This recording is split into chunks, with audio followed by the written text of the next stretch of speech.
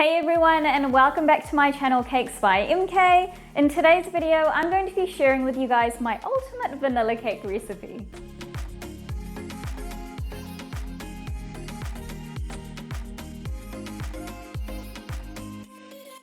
This vanilla cake recipe is so delicious and moist, and it's super versatile too, so you can literally pair it up with so many different types of flavors in terms of your frosting and your fillings. Another great thing about it is that the cake layers are nice and sturdy, which makes it perfect when it comes to making a layer cake or even large wedding cakes. But apart from that, if you're new to my channel, please click the subscribe button below and don't forget to turn on the notification bell so that you're updated whenever I upload a new video. Apart from that, stay tuned and I hope you guys enjoy this video.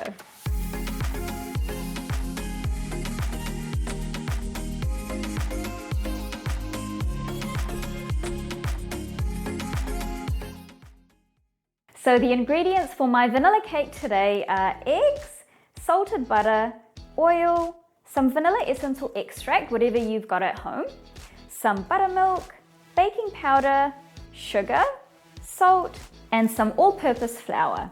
So the first thing that I'm going to do is I'm going to cream together my butter, oil, and my sugar, and I'm going to be putting that into my stand mixer, and I've got a paddle attachment on here. And I'm going to mix that together on a medium to high speed for about a good 5 minutes or so. And what you're looking to achieve is a light creamy mixture which is quite thick, so it's not so liquidy anymore.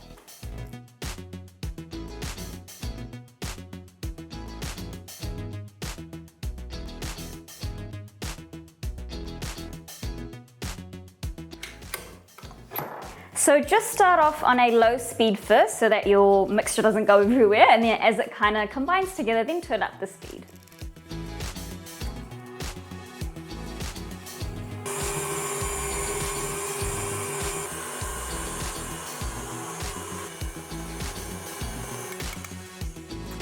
Okay, so my mixture's been mixing for about 6 minutes now, and as you can see, it's turned into this quite thick kind of mixture, and it's really light as well, so that's how you know that it's done.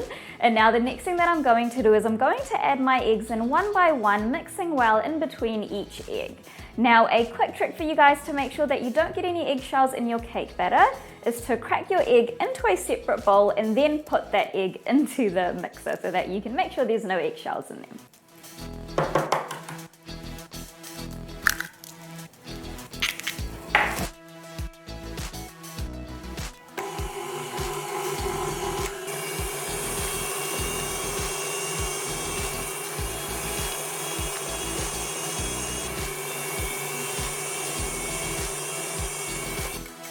Now once that's nicely mixed in, I'm going to mix in my vanilla on a medium speed.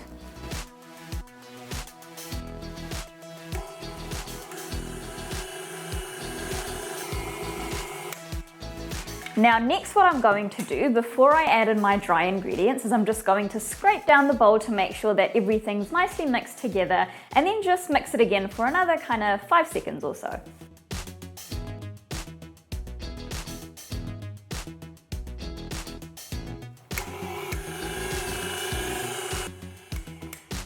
Now the next thing that I'm going to do is I'm going to whisk together my dry ingredients, so my flour, baking powder, and my salt. And then what I'm going to do is I'm going to add that in small batches into my mixer, and I'm going to alternate those batches with some buttermilk. So I'm going to start off by adding a little bit of flour, then I'll add a little bit of buttermilk, and then I'll add a little bit of flour again, and I'll keep doing that until my mixture is completely finished. So I do it in about 3 batches with the flour, so 2 batches of buttermilk, and then basically, yeah, once that's all mixed in, then we're basically done. So I like to mix that in on the lowest speed on my mixer just to make sure that we're not over mixing our batter.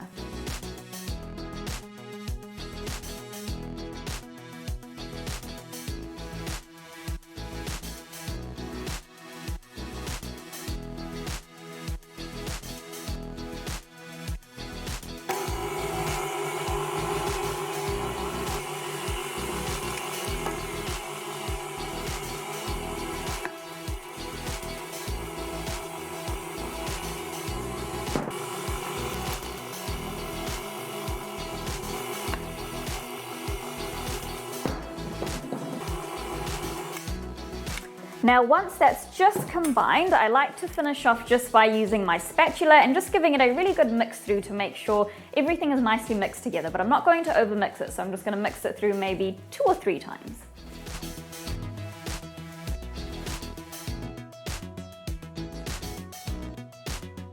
Okay, now once that's nicely mixed through, that's basically our cake batter done, and now I'm going to transfer it into some pre-prepared cake tins.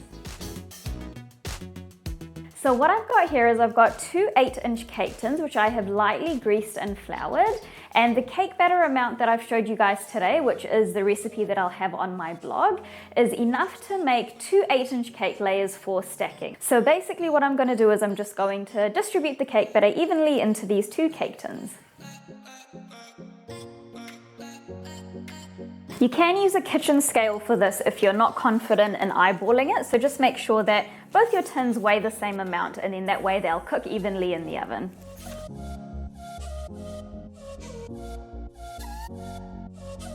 And then I'm just going to lightly bang my cake tins just 2 or 3 times just to settle the batter so that there's no holes when we come to cutting through our cake when it's done.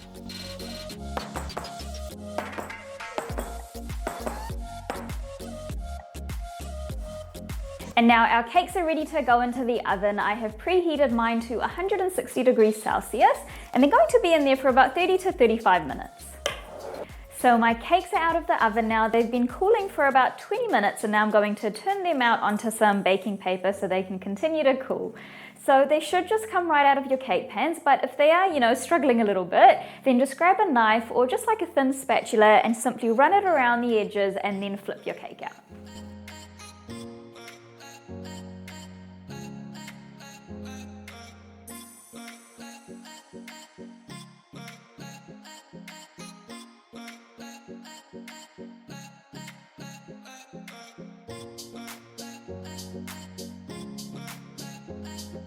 And now I'm just going to let these completely cool before I come back and finish off with a little bit of decorating. So my cake layers are nice and cool now, and now they're ready to be iced and decorated. Now this cake flavor is so versatile, you can literally pair it with whichever kind of, icing flavor that you like and fillings that you like. Today I'm just keeping it simple, so I've just got some vanilla Swiss meringue buttercream here, which I'm going to be piping onto my cake layers, and then I'm just going to finish off with a little bit of freeze-dried fruit and some edible gold on top.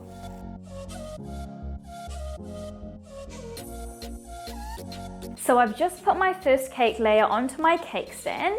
Now if you are making this for a client, then you'd put it onto a cake board, but because this is just for home, I've just got it on my cake stand. And the first thing that I'm going to do is I'm just going to put some simple syrup, which I've got in a bottle here, and I'm just going to put that over my cake layer.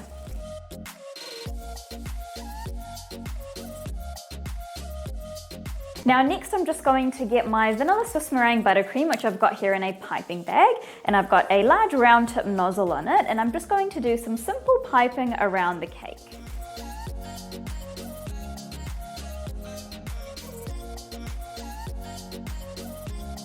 Now I've just filled in the middle because you won't be able to see the middle, so I'm just spreading out the buttercream nice and evenly. Now before I go ahead and put my next layer on top, I'm just going to pop this into the fridge for about 5 to 10 minutes to allow the buttercream just to firm up slightly, so that when I put my next layer on top, it doesn't just kind of squash all my buttercream. So I'll be back once it's slightly firm. So my cake is out of the fridge now, and I'm going to go ahead and pop my next layer of cake on top.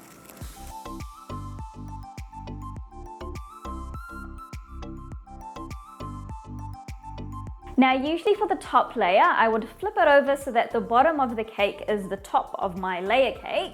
But because today I'm going for a more rustic look and I'm not putting a full coat of buttercream on it, I don't need to worry about getting super sharp edges at the top, so I've just left it right side up. Now what I'm going to do next is I'm going to get my buttercream again, and I'm just going to do the same type of piping that I did on my first layer, except I'm going to do that same kind of piping across the whole top layer.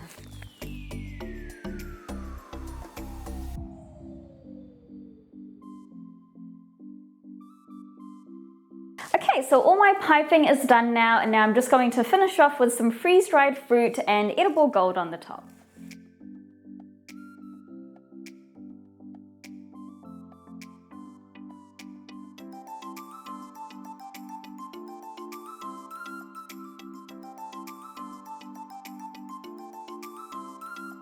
Okay, and that's basically it. So my vanilla cake is all done, and now we're going to cut through it to see what it looks like.